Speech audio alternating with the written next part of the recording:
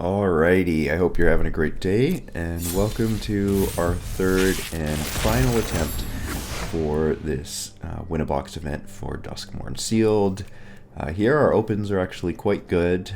We've got a bunch of overlapping rares and mythics in the Sultai colors, and so that's kind of immediately what I line up here.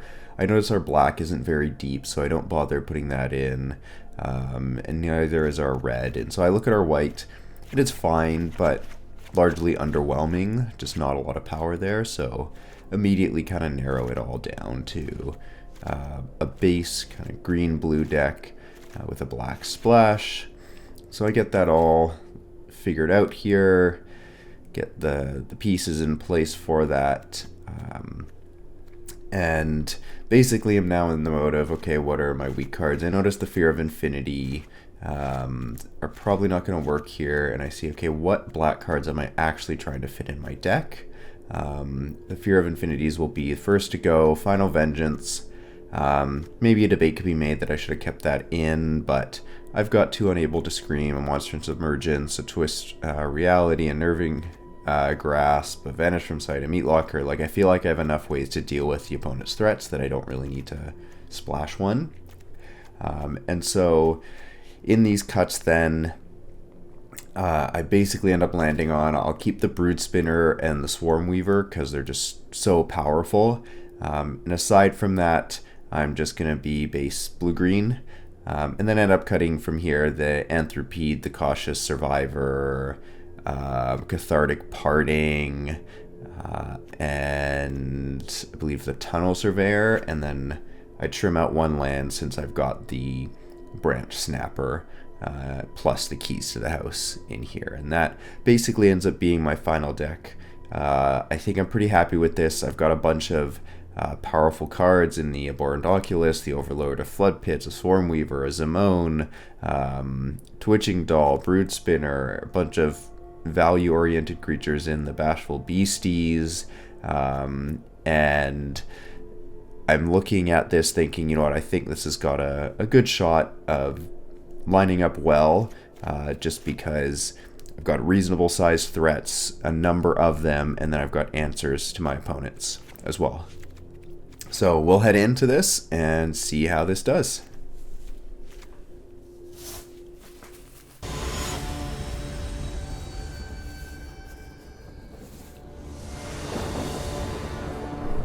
So game one, keep looking solid here. We got a couple lands and a Keys to the House to find our black mana, and so we are going to hang on to this one. And early game lead out is grand entryway from our opponent into a Toby, so they're looking to apply some early pressure on us with that. Thankfully, we've got a number of answers in hand. And so when it comes around to my turn, I'm basically considering, do I want to be Meatlockering down their 4/4 just to be mana efficient, or would I rather just get it off the board right now with a Monstrous Emergence? And I decide on the latter. Not sure if this was correct or not, and maybe I should have kept the hard removal for something else, but I decide rather than play around and then have to deal with it later anyways, that I'll just get it off the board now, because I don't really care about these 1/1s pressuring my life total at all. And so this is basically what ends up happening now for a couple turns. They do have the information on the Fear of Falling in my hand at this point, but basically it ends up being a bit of a waiting game. They get in a few points of damage with their 1/1s, and then just pass the turn with open counterspell mana of note here. And so I'm very aware of this at this point. I'll play my island. I don't have a great play for this turn anyway, so I just pass back through. They don't take any action, so it's pretty obvious here that they've got a counterspell now. And so going into my next turn, I'm basically thinking about, what would I rather have countered, a Fear of Falling or a Drowned Diner? And I decide that, well, the card advantage would be very strong. I'm short on creatures in this hand, and if Fear of Falling gets countered and Oculus gets removed in some way, that I'm in quite a difficult position. And so I decide to run the Drowned Diner into the counterspell that I am at this point 90% certain. So sure enough, it gets countered. So they'll get an open turn to do whatever they want, but I'm okay with that considering I've got a couple Unable to Screams in hand to deal with whatever large threat they may play here.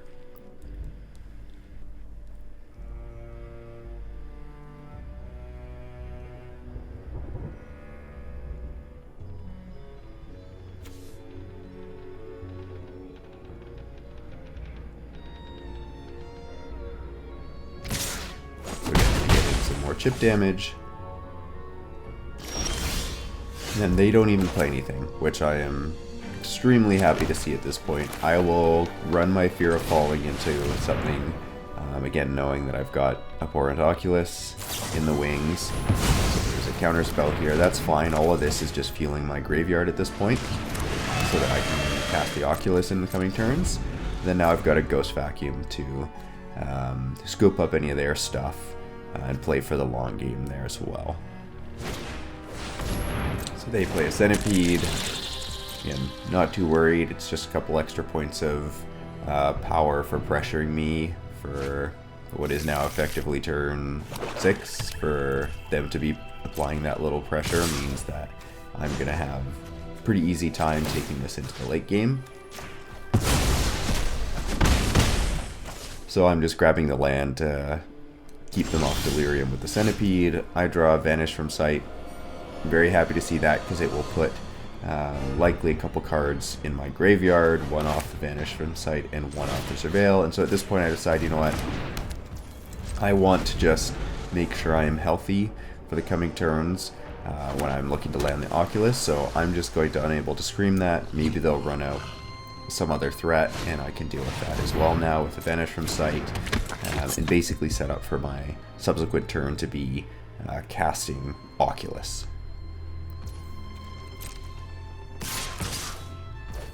So again, I'll take the 2 damage here and decide to Vanish from Sight their Cult Healer. Again, there's probably better threats ultimately, but this just preserves my life total, removes some pressure from the board. I find a Manifest Red, I think about binning it, and then I think better of it because that's just going to put more cards in my yard anyways for the Oculus, so I keep that because I can cast, you know, all the spells still between Manifest Red, Oculus, and Unable to Scream if I so choose, so.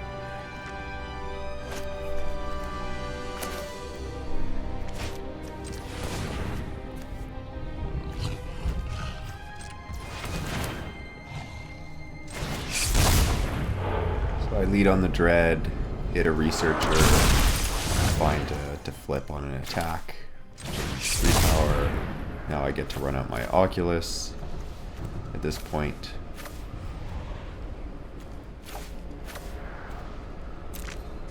Keeping the Fear of Falling in there so that I can hit it with the Ghost Vacuum later. And then I hit the nuts with the Branch Snapper, which is exactly what I want to see manifested. So they do have an answer to the Oculus, but I've now already hit a Branch Snapper off of it, and so I know I've got another threat in the wings. And they're now looking to play a longer value, and so they play the Drowned Diner at this point, refilling their hand. And so now it's just going to be a question of who finds the most action, and if they've got an answer to my Branch Snapper, that's going to be quickly pressuring their life total.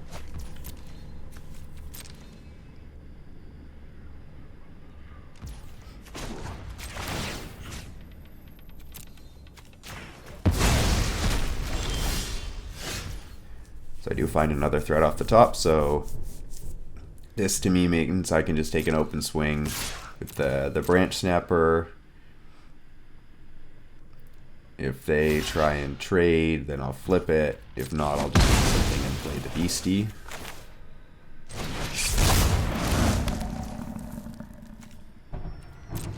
And then that block as well, just put another creature in the yard for me to scoop up with the Ghost Vacuum. And so they deploy a couple flyers here, which at 9 life I'm aware is going to get scary for me, but thankfully I've got the Ghost Vacuum, which will turn everything that I return into flyers. And so on this attack I decide to, again, just swing in with my Branch Snapper and the Beastie. They just take chump blocks here, assuming they're going to try flyers. And I'll just run out my second Beastie and lock the Bear with Unable to Scream.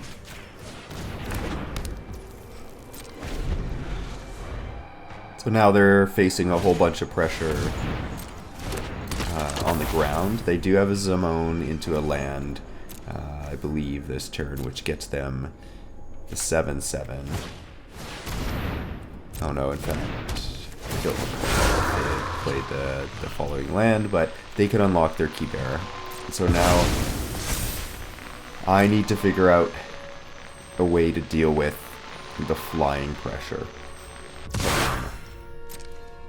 Because while I do have a lot of damage on the ground, I am still on a 3-turn clock from this Key Bearer, and it will be locking down a Beastie as well, because they'll be unlocking the Meat Locker here.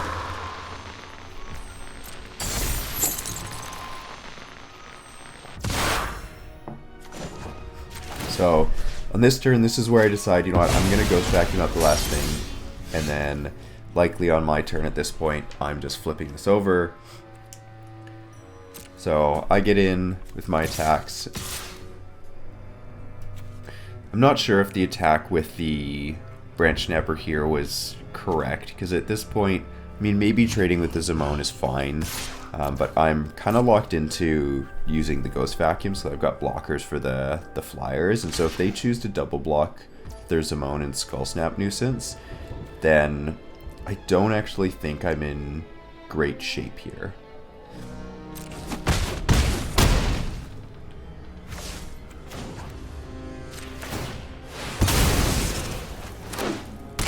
I do Ghost Vacuum, get a Toby that comes with a 4/4. Centipede grabs me another land to thin out my deck. And I'm now feeling pretty good because my board has gone wide on them. They'll probably find a land for Zamone at some point, so they'll presumably have a 7/7, but they get an excellent hit in the Gremlin Tamer plus a Glimmer Burst to pump out 3 tokens here. 2 tokens here, excuse me. But they do that plus the land, which now means they'll also get the Zamone token. They've got the flying pressure, and I feel like I need to prevent damage, so I'm going to be chumping the Key Bearer. And I think I made the incorrect chump here. And so I decided that I wanted to keep around the Centipede because I was close to Delirium, and so it would become a 2/3 after Delirium. But in putting the Toby back in their yard, I opened myself up to it getting reanimated, which with them now having 3 tokens in play, plus a Gremlin Tamer pumping up more tokens, and the Toby coming with the 4/4, that's potentially one way I can end up losing the game. Because here I've got Fear of Falling that's just going to be shutting down their Key Bearer, and so they can't really attack profitably with that without being concerned about just getting killed on the swing back. And so I get in there, I end up flipping the Branch Snapper and passing back to them. They still do have an unlock with the Elegant Rotunda as well, so they've got at least one more Gremlin Tamer trigger. But they find a Silent Hall, which is really bad for me now because that's an unblockable threat that I need to try and find an answer to. Otherwise, I'm dead in a few turns, and there again is the Emerge. So now they've got a board that's gone super wide. All their tokens now have flying, and I'm the one under a bunch of pressure. They debate an attack here, but decide to play defensive. And considering how wide their board is and how few flyers I actually have,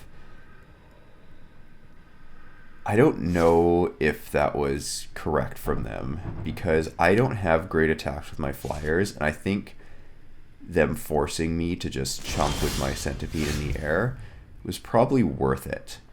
Because what you'll see here then is I'm lining up attacks and I realize I'm dead on the swing back, and so I've just got to get in there, deal as much damage as I can, try to force an error out of them. And so basically I decide the only way I'm winning this game is swinging out. And so I decide to get everything in there and see if I can force an error out of them. So I put their 7/7 on the ground, we move to blocks, and unfortunately for my opponent, they just missed some blocks here.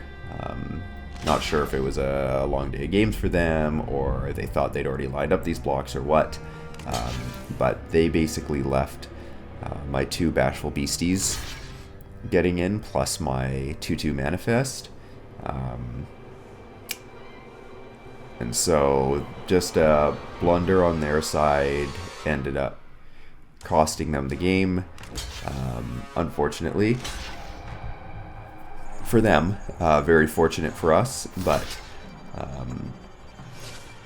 we'll take those in this situation. And again, I think this is a moment of realization in how do I win in this unwinnable situation, and it's my opponent making a mistake. So we steal game 1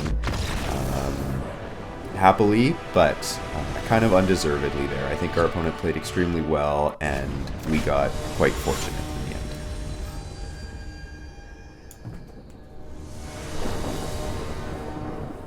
So game 2 here, fine keep, nothing too exciting, but we've got early plays to get us into the mid game, and we end up in a position with a couple good blockers against their Tunnel Surveyor, and then we run across our first Overlord. This is not going to be the last one that we see in this set. This is not going to be the last Boiler Bilges we even see in this set, but we are fine, I think, with it eating the Stocked Researcher, particularly because they chose not to apply any pressure after killing it. And so here I actually decide, you know what, I'm going to swing back at you. I'm fine if you decide to trade your Tunnel Surveyor, because I'm just going to run out a Bashful Beastie after this anyways, which will block just fine. And I lead with the Beastie here, just thinking if they have any removal, if that eats it rather than the Overlord, I'm happier that way, so that I can keep the value rolling with the Overlord, because basically I'm now in a position of I've got a 3-turn clock to try and find an answer to their Overlord when it flips up, and Overlord of the Flood Pits will dig me deeper to that. And so if I can keep it alive, then I've got more chances to lead. So here they decide that they're going to bounce my Beastie, but they don't have mana to flip over into Locker Room, so they're not drawing any cards off of this. And I'll take the trade here, because Boiler Bilges will apply a ton of pressure once it turns up, and I just want to preserve my life total. I happen to natural into the removal spell here. Unable to Scream was an all-star through all of my matches. No surprise. It's been excellent through Duskmourn in general, but helped me answer many Overlords here, which were all impending, all saw it coming, got to hold it up, and just wipe them off the board with Unable to Scream. So I decided to lead on Branch Snapper since I found my answer here anyways, and this applies more pressure than the Overlord of the Flood Pits does. And then my opponent just runs out of Fear of Burning Alive without Delirium. I guess they just felt like they needed some sort of answer on board to Branch Snapper, and that they would double block and take the trade, which I'll gladly accept the 2-for-1 here. And then again just follow up with another threat of my own, which I decide this time, okay, let's go with the Overlord. This way we can find more answers in the future. At this point I decided to bin the island. I don't get punished for this, but I think in hindsight this was wrong. I probably should have binned one of the Bashful Beasties, so that next turn I could keep up Unable to Scream plus Twist Reality, because I'm one island short of that right now, and you'll actually see right here I realize that I've made this mistake. Doesn't end up costing me, but certainly something just as a learning lesson. That as much as I want to keep my creatures around, that I had a Brood Spinner plus another Beastie, and we've probably got enough threats at this point that it's just better to keep some of the defensive lines up. So at this point, I'm just running out the Beastie, unable to scream. There isn't much in blue-red that can punish me for this. The other line I could have taken is Brood Spinner into unable to scream, keeping up the Twist reality. But I decide to go the more aggressive line here and just hope that they don't have some big answer. They again run out of Fear of Burning Alive without Delirium. And so it looks like they just didn't have enough payoffs, or sorry, ways to fuel their graveyard to make those payoffs for them in this matchup. And so now I get a turn where I can just run out a Brood Spinner, a Baphomet Beastie, and now they don't have a good attack with the Fear of Burning Alive, so I'll just now block the Beastie. And then getting to untap here, we draw into the nuts. We get our Oculus. I know I could just swing in with the Beastie. If they take the trade, I just slam Oculus with Twist Reality backup, and the game is basically over. And so they take the chump block here, but I'll still run the same line, and this ends the game for them. They do have, I believe, an answer here, but it just gets countered by the Twist Reality. And so we get a good win.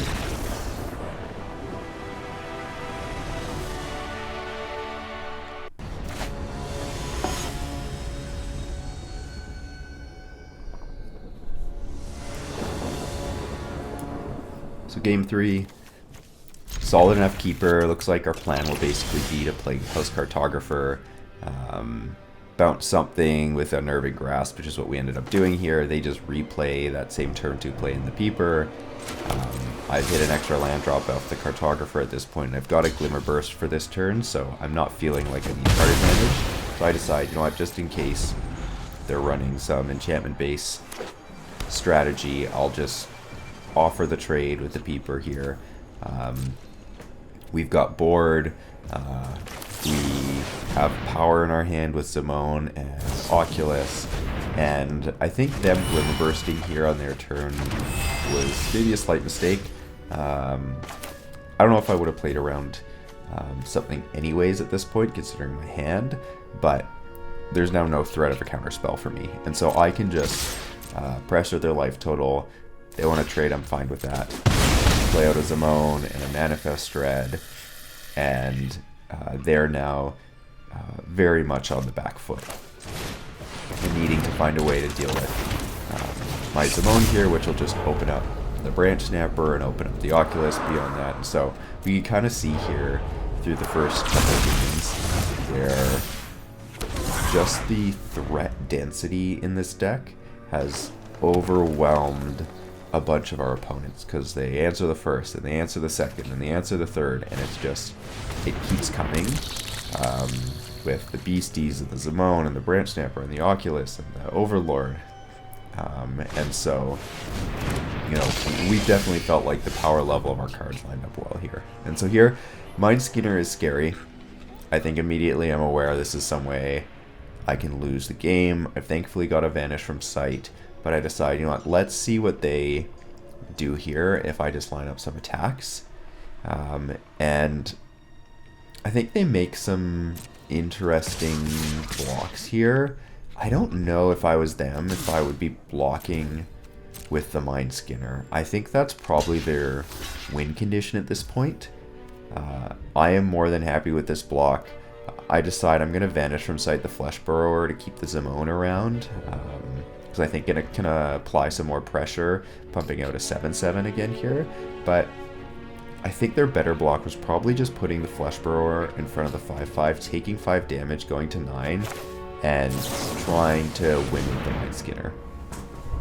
Obviously, we don't know their hand to know exactly what else they were considering here, but it feels like just using the Mind Skinner to trade with a Duskmourn token is a losing proposition.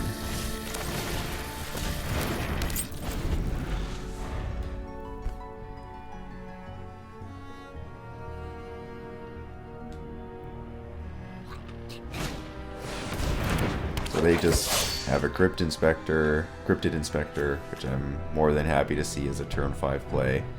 I'm not too scared of that. And an interesting stay hidden, stay silent. I think for me this was quite loose. My expectations, they were probably lining up for next turn and they were planning on tucking it back into the deck. But that's super slow. And if I've got any pressure like I do here with the Branch Snapper or the Oculus, they're now staring down a situation where they need to leave the Duskmourn on board. I now get an extra 7/7 out of it, and even when they tuck the Duskmourn, it's really taking 0 pressure off the board. And so here I decided to go with Oculus because it means twist reality up. And this is actually the game where they now go to remove my Oculus. I counter the removal spell, and they realize the game is just over at that point. So we'll see. They get some Monstrous Emergence here. Revealing an Altenac.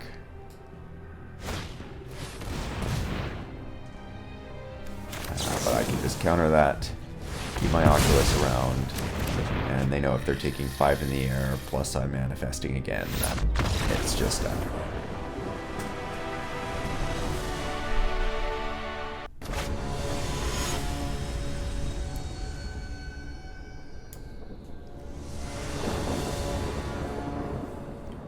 So next game here, we've only got one color, but we've got the keys to the house again, so we'll keep with some removal in hand. They just manifest Dread, and my play here is I'm just going to bounce that, just keep my life total high. Ends up being a Thresher. That Thresher ends up getting bounced around all over the place this game.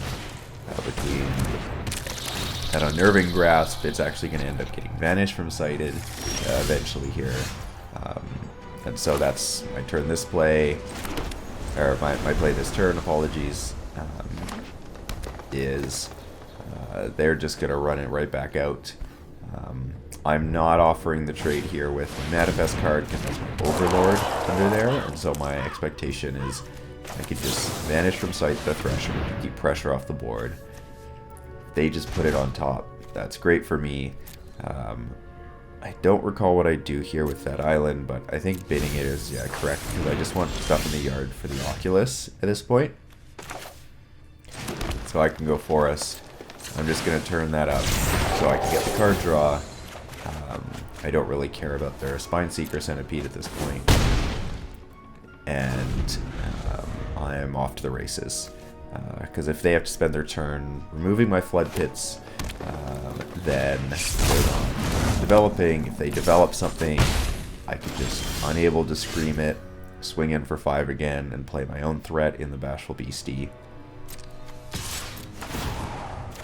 So that's what we do. We get in again, we pitch another land, and we're now going to develop out the board. Actually, it's not even Bashful Beastie. I think what I can do here is now land, Brood Spinner, Oculus, unable to scream, and they're now staring down Overlord, a Brood Spinner.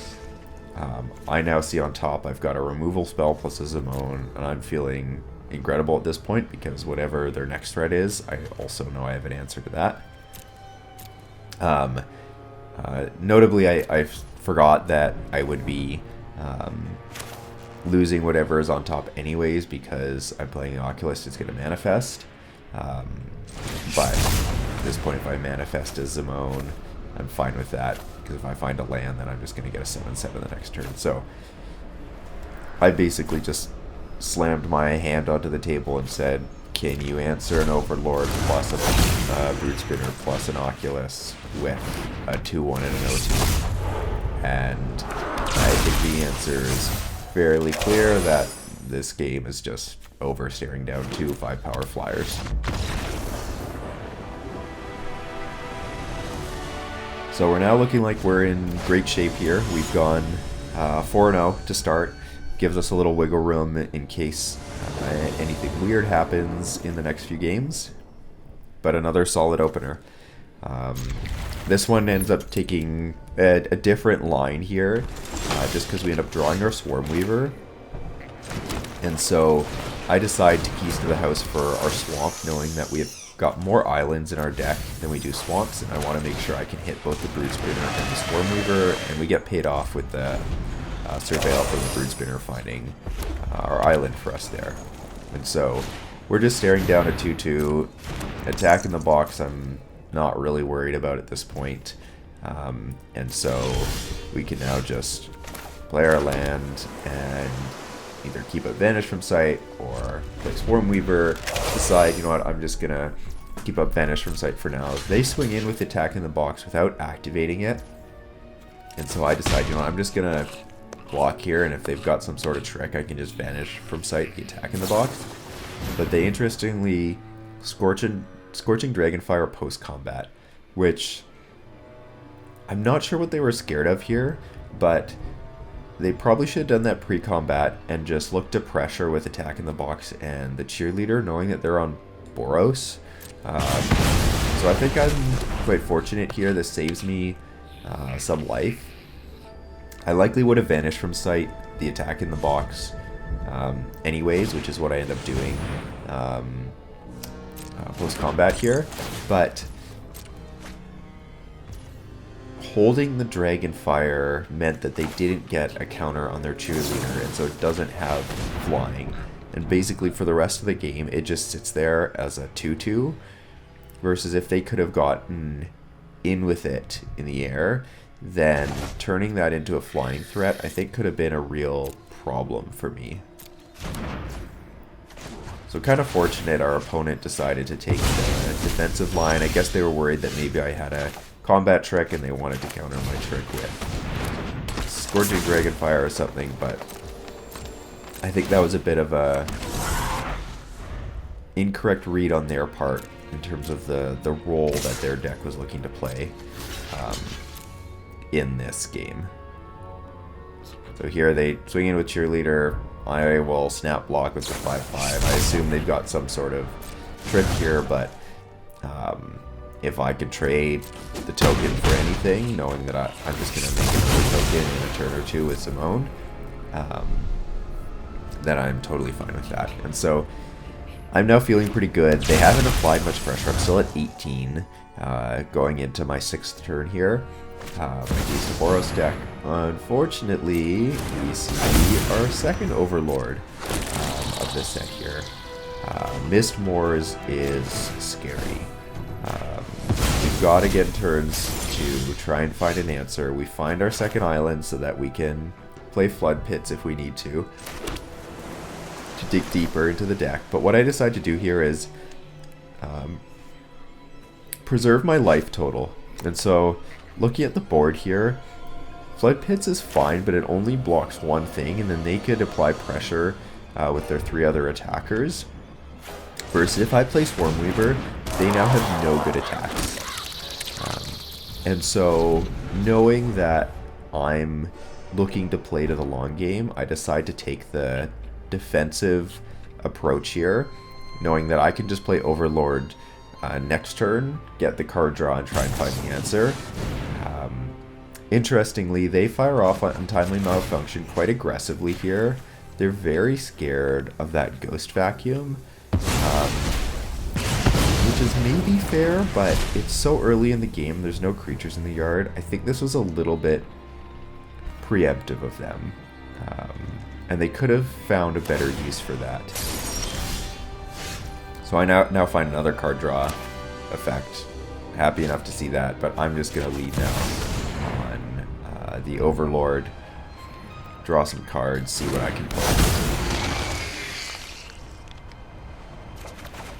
I end up drawing into Unable to Scream. Again, coming through clutch, dealing with these opponent's Overlords.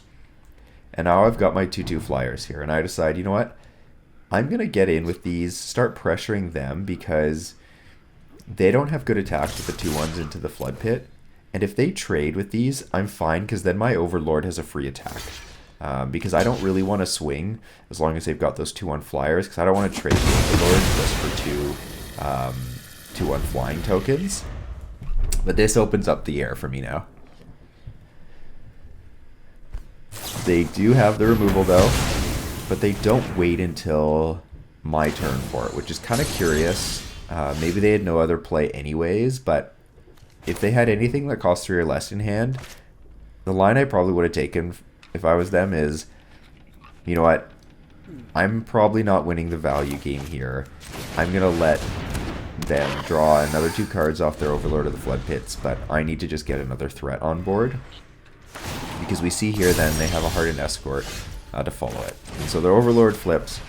I've got an answer and I'm able to scream. I've now got a Branch Snapper in play. If they want to trade their whole board for my Branch Snapper, I am more than okay with that because I've found my next land as well, and I'm about to make a 7/7 to follow it up.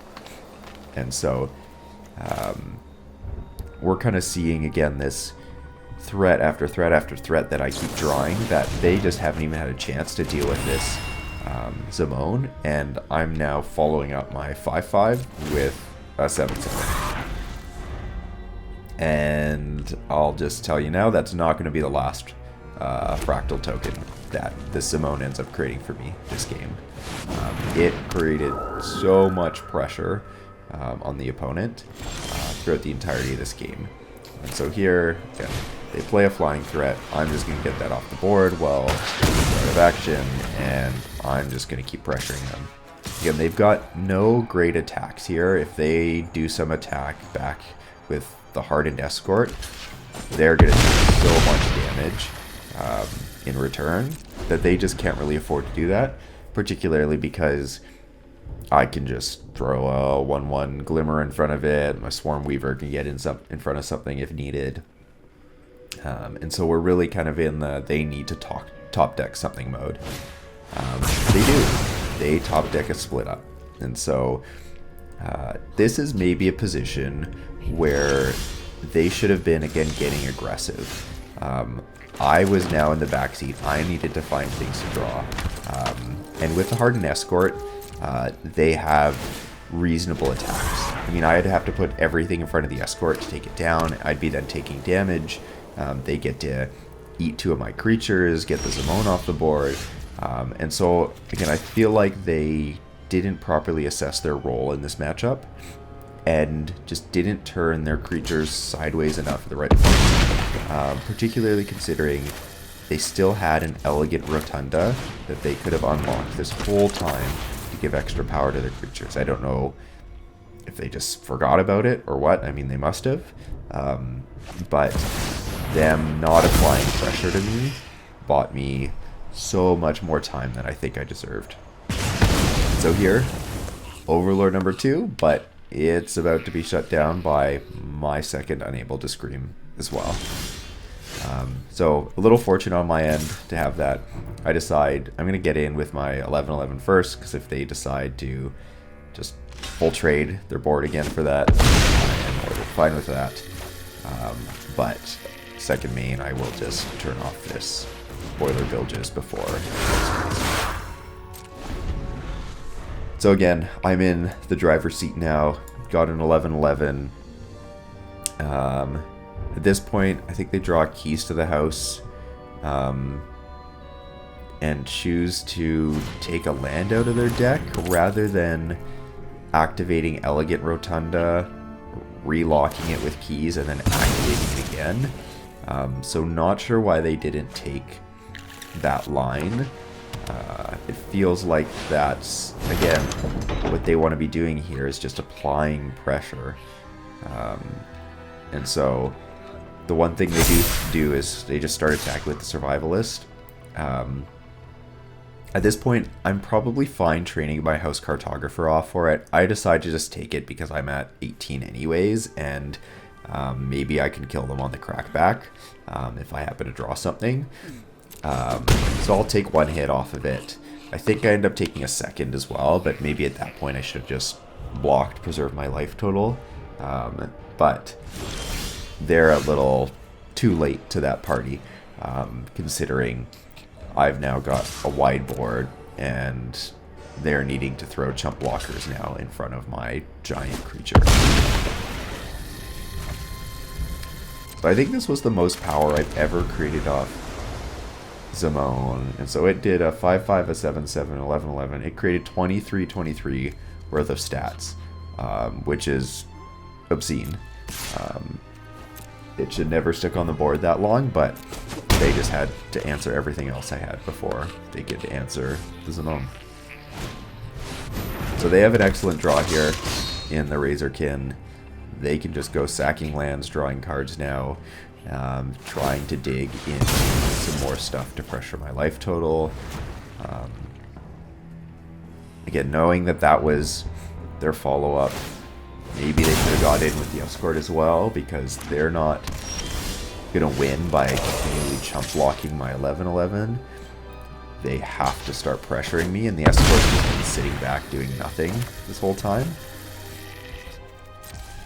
And I just draw again another sticky threat in the beastie, and so they're needing to find some answers again.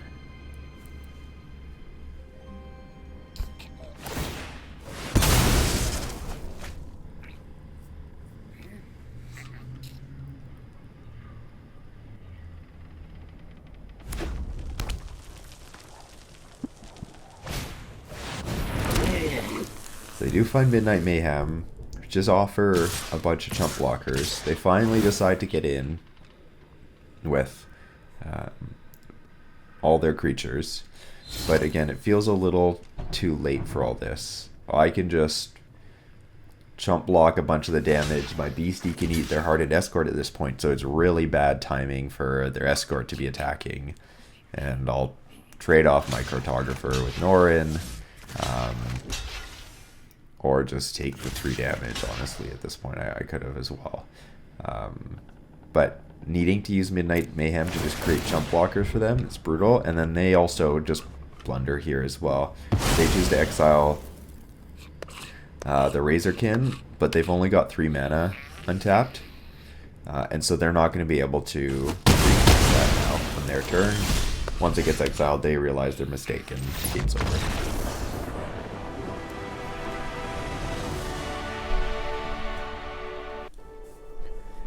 So we're now heading into Game 6.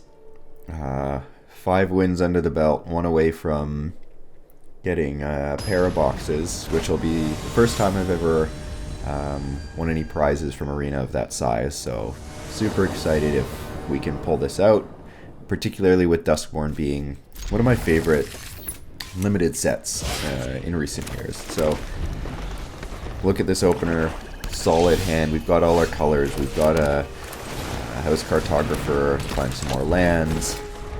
Feeling quite happy with this.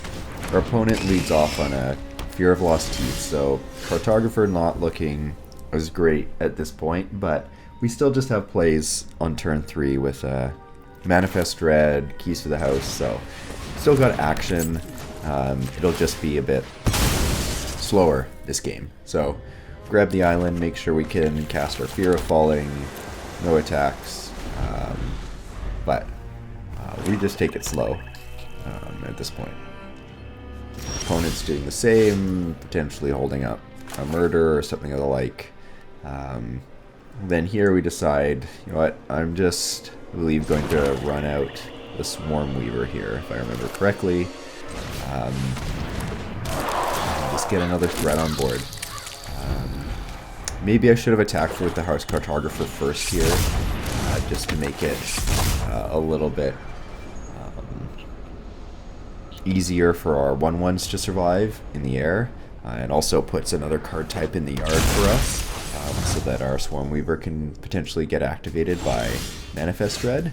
But here we just get in with our 1/1s, play our Fear of Falling, and then our opponent, unfortunately for us, has a very sweet turn. I think it honestly ends up being okay, all considered, because we essentially end up trading let's kind of count here in real time, but I believe it's like 3 for 2 or 4 for 2. So there's a Final Vengeance that goes. They get rid of one of the flyers. They eat our Fear of Falling. They play a Surgical Sweep now, so that's a... I would call that even a full card, not a half a card, because the Hospital Room is good, but it's Surgical Suite really plays. So I'd say Final Vengeance, Surgical Suite have now been used. They now run out, I think incorrectly here, another Final Vengeance to get rid of Swarm Weaver, which I don't think is really even a threat. So now they've traded 4 cards, or at minimum 3.5 cards, for 2 of my cards. So I am way ahead in card advantage at this point, and can just run out this Bashful Beastie now, knowing that they use 2 exile-based removal. Versus if they kept the second Final Vengeance, sure, they're staring down a 1/1 flyer for 1 turn. That's not really pressuring them. And instead, they're looking at a Bashful Beastie that is now stopping all of their attacks.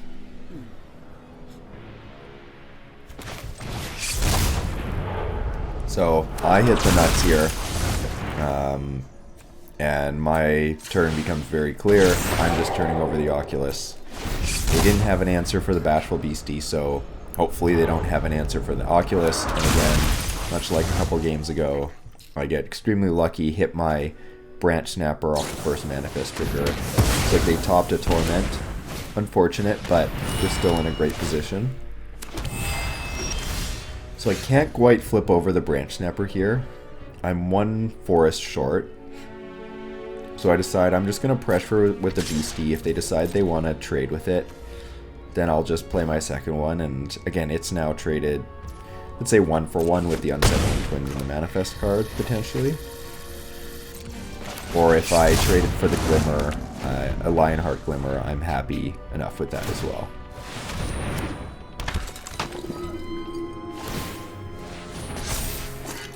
So they are now taking the defensive lines, which I think is looking good for me. If they're just playing the Cultist, that's a signal that they're just feeling pressured by these beasties and they need to sit on defense.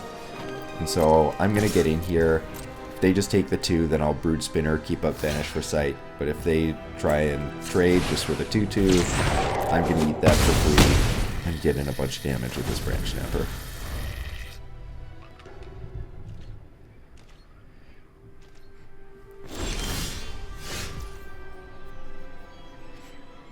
And so again, it's one where our Oculus did its job of finding a secondary threat, and then all of our secondary threats in the Beasties and the Branch Snapper are really the ones winning us the game at this point, and not our giant, Zimones, Oculuses, the rest. But these creatures are threatening enough that having a pair of Beasties and a Branch Snapper is going to put a ton of pressure on our opponent. So here, I just decide I'm going to keep this Beastie alive. I'll Vanish from Sight your Glimmer. They have a kill spell for the Branch Snapper. That's fine at this point. I'm going to get to keep a Beastie around, get a Cultist off the board, and I still have a Brood Spinner and a Glimmer Burst in hand to refuel my threats. Plus, I hit the second nuts on the Manifest trigger and just get put an Overlord into my. So at this point I'm feeling like I am hard pressed to lose the game. I think I take a bit too of a conservative line here. I probably should turn this face up pre-combat. Just get them down to 3 so that it's a 2-turn lethal. But I decide, you know what, I'm going to swing out, let them declare their blocks, and then turn this face up now to eat something for free. Still leaves them in a very difficult position, but probably slightly incorrect line, but it doesn't end up mattering. We end up taking this game, and we end up getting the 2 booster boxes. So, super happy with how this deck ended up playing out. Very excited to get my first prizes in the mail shortly, and thank you so much for spending the time watching this. Hopefully you enjoyed the content. You learned along with me a bit. And let me know what else you may like to see in the future. So thank you so much, and enjoy the rest of your day.